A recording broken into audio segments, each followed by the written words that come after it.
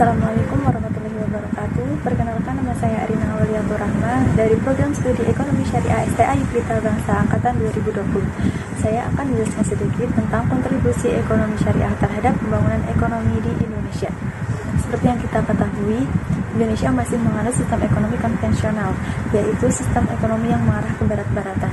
Sedangkan pengertian ekonomi syariah itu sendiri yaitu sistem ekonomi yang dalam prakteknya menggunakan landasan Al-Quran dan Hadis.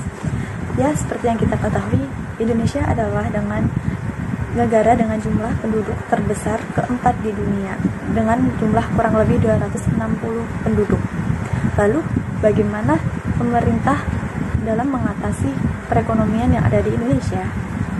Nah, dengan sumber daya manusia yang sangat besar itu, dalam segi kuantitasnya, Indonesia juga mendapatkan perhatian dari negara ASEAN lainnya.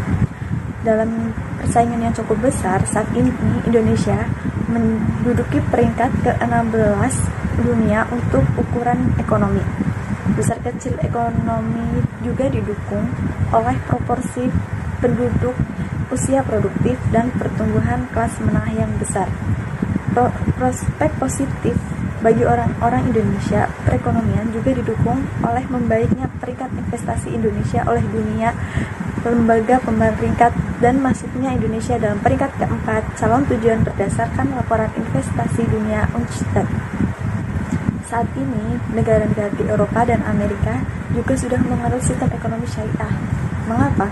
Karena mereka telah menemukan cara mengatasi masalah yang ada di negara mereka, terutama ketidakadilan yang muncul akibat sistem ekonomi konvensional. Dari pernyataan tersebut, bisa kita ketahui bahwa Islam adalah agama yang universal. Dia membawa kebaikan, tidak hanya untuk umat muslim, tetapi untuk seluruh umat di dunia. Selain itu, sistem ekonomi syariah juga memiliki keunggulan, baik dalam segi ilmu, sistem dalam dunia profesional. Dalam sistem ekonomi syariah dikenal dengan adanya sistem bagi hasil, sedangkan dalam sistem ekonomi konvensional, apabila peminjam tersebut bangkrut, maka jaminannya akan langsung diambil.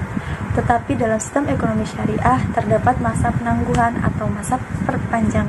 Sistem ekonomi Islam juga disebut sebagai sistem yang tepat untuk pengentasan kemiskinan. Karena apa? Karena dalam sistem ini, seorang yang belum mempunyai atau belum mempunyai hidup layak bukan dianggap sebagai orang yang pemalas, tetapi emang mereka belum mempunyai akses kehidupan yang lebih baik. Dalam sistem ekonomi konvensional, di sini mereka mengumpulkan kekayaan sebanyak-banyak mungkin, tetapi dalam Islam kita diajarkan untuk hidup gotong royong dan saling membantu dalam kebaikan antara yang memiliki kelebihan properti untuk membantu mereka yang masih kekurangan. Dalam ekonomi Islam juga memiliki prinsip gotong royong sesuai dengan firman Allah Subhanahu wa taala dalam surat Al-Maidah ayat 2 yang artinya, dan saling membantulah dalam kebaikan dan takwa, dan jangan saling membantu dalam pelanggaran. Prinsip ini memperbolehkan orang yang dahulu meraih sukses wajib untuk menolong mereka yang masih membutuhkan bantuan. Bahkan diibaratkan, walaupun kita sudah sukses, tetapi saudara kita masih ada yang kekurangan atau dalam tanda lain miskin, kita itu wajib untuk menolong saudara tersebut sebelum kita menolong orang lain. Sebenarnya sistem ekonomi Islam itu sudah ada di Indonesia pada tahun 90-an dengan berdirinya Bank Islam pertama, yaitu Bank Muamalat.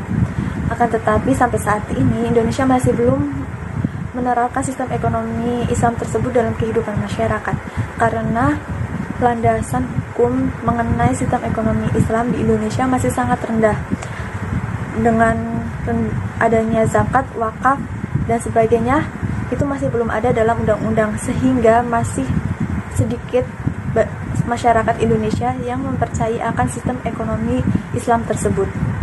Sehingga kita sebagai generasi muda, apalagi beragama Islam serta belajar tentang agama Islam, kita harus mencanangkan dan memajukan sistem ekonomi ini ke dalam masyarakat.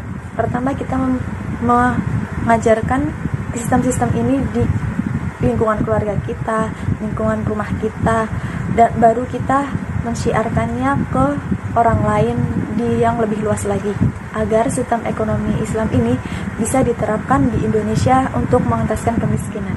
Sekian penjelasan dari saya. Wassalamualaikum warahmatullahi wabarakatuh.